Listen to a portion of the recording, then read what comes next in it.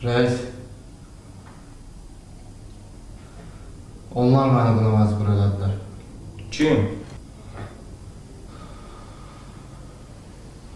Onlar, bu bütün Maksudovlar sülaləsi. Yaxşı. Elə isə özün danış. Necə olub?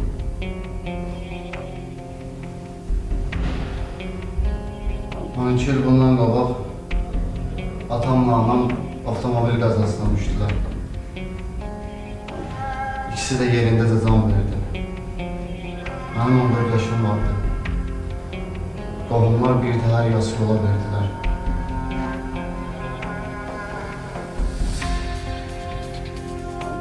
Elə bil atamla anamın ölümünü gözləyirdilər. Torpağa verən kimi hər şey yaddan çıxdı. Geçenlerde yasla tutmalılar. Aydındır. Kimiydik? Bizim eve müşteri. Atamla, anamla yaşadığımız ev.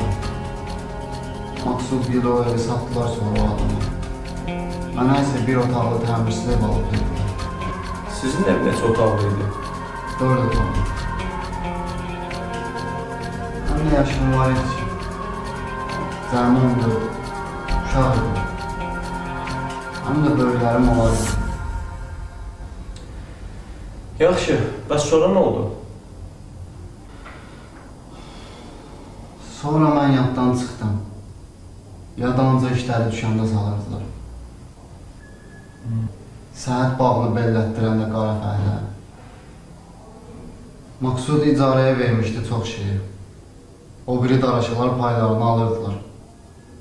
Mənə isə ümumiyyətlə heç nə vermirdilər. Bəs sən necə dolanırdın?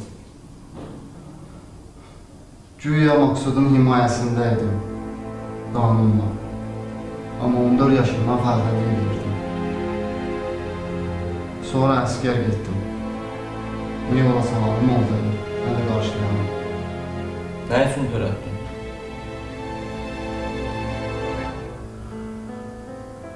İllərlə yığılıb qalan bu kin küdrət tez-tez məndə intiqam hissi yaradırdı. Maksudovlar ailəsini yox olmaq istəyirdim. Silmək istəyirdim yer üzündə. Bir gün eşitdim ki, həşəratlar mal-mülkü bölürlər. Kimdən eşitdin? Səhhətin həyətində torbaq belirləyirdim. Səhhətdən eşitdim. Həm də Maksudun ad günüydü. Sən də qərara gəldin ki, ora gedəsən. Hə. Mənə çağırmamışdılar təbii ki. Mən də fürsət bildim. Fikirləşdim ki, bütün nəsil orada olacaq. Hamını zəhərliyim. Aydındır. Bir dəfə bir stomatolog məni fəhlə kimi tutmuşdu. Tibbi ləvazimatı daşımaq lazım idi. Mənə bir qab verdi. Dedi ki, ehtiyatlı ol. Bu qabın içində mışyak var. Çox zəhərlidir. Yaxşı.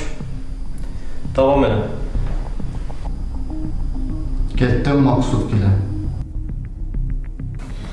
Özümdən sonra qalan mirası arazda necə bölüm ki, məndən narazı qalmayasınız. İndi güclə nəfəs alıram, muşum da yerində deyil. Odur ki, məndən sonra qalan mirası bölmək üçün böyük oğlum Maksuda tapşırıram. Məndən sonra qalan mirası bacı qardaşlarının arasında ədalətlə bölərsən. Ondan sonra gözlərimi yumdu. Hilal atadan nə qalıb ki? Biz bilirik atamız Hilaldan bizə nə qalıb. Rayonun düzənlik sahəsində 10 hektar sahə. Mirqasımlı kəndində 2 mərtəbəli ev, şəhərdə 5 otaqlı mənzil, yanacaq doldurma stansiyası, şəhərdən kənarda 24 sot bağ evi, 2 çörək dükanı, qəsəbədə mağaza, bax indi yaşadığımız bu ev, biz isə bu günəcən bir təhər başımızı girirdik. Nə qalıb onu da dedim də, nə dedim ki? Nəsə inandırıcı gəlmir mənə. Elə mənə də. 4 nəfərin arasında bərabər bölünəcək. 4 nəfər niyə? Maqsuddur, mənəm, Səhəddir. 4 nəfər niyə olur ki? Bəs 4 nəfərdir də. İcranəli yaddan çıxıb. Pedronəli başqa kişidən olan uşaqdır. Nə atamız bildi, nə də anamız. Atamız ancaq ona öz soyadını verir. Axı atamızın malının, mülkünün ona nə aidiyyatı var? Ay, O 4-cü məsələdən mən də razı deyiləm. Demirəm, icran əlini nəzərə almıyor. Amma doğmalı böcəkli burada nəzərə alınmalı.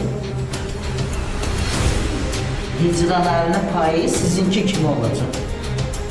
Fərmana çatacaq. Ona hələ baxarıq. Necə yəni? O mənə baxarıq. Dedim ki, 4 yerə bölünəcək, vəssalam. amma sənəd və qanun var. Yəni ki, orada 4-cü pay söhbətinin sənə adiyyəti yox idi. Hə. Yəni orada qurulan teatrın mənə heç bir aidiyyatı olmayacaq. Aydındır, davam edin. Mən həqiqətən də bir kənarda sakit əyləşdim. Anı gözləyirdim. Zəhərə bir məqam tapıb, içindən sulara qadım. Sən bunu necə elə bilərdin axı? Bilmirəm. Fikirləşirdim aldığımız ortaya gedəcək. Məktəbə keçib çaya qatacağım. Dağdan çıxdılar. Mən bilmirdim ki, onlar məktəbə keçirdim. Onda gördüm ki, hamının başı qarışıqdır. Məqam bilib mətbəxə yollandım. Onda gördüm ki, qapı açıldı. İkisi də oradadır. Məhbubə də, Maqsud da.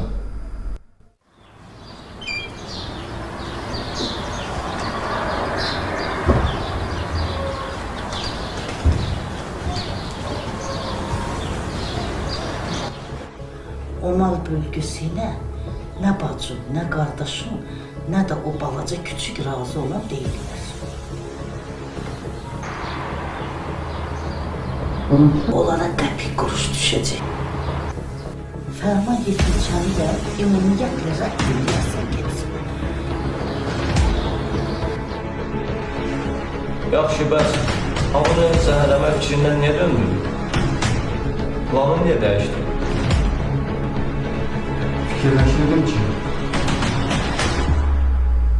Fikirləşirdim ki, Maqsudu aradan götürsən, məhbubə tək qalır. Bu həşəratlar da onu sərlənəcək. Məhbubə də məcbur olub, mənim özlə müttəfiq götürəcək. Ona müttəfiq olub, malı mülkü bir yolu, hamısını özəlim alacaq. Ardı da məlumdur. Sonra imkan tapıb, Maqsudun yataq otağına keçmişsən. Zəhəri suya qatıb çıxmışsan. Hə, Günahı səndə axtarım, yoxsa Maqsud oğlardır? Yəqin ki, Maqsud oğlardır. Maqsud oğlar tamahkar bədeybət olubdur. Səni də bədeybətə çevirirlər. Cürbəcür hisslərin əsiri olmaq da axırda səni cinayətkar elədi. mən qisas almaq istəyirdim. Mən ora gedəndə mənim onu heç maraqlandırmırdı. Sonra isə tamam üstün gəldi. Qisas da yaddan çıxdı.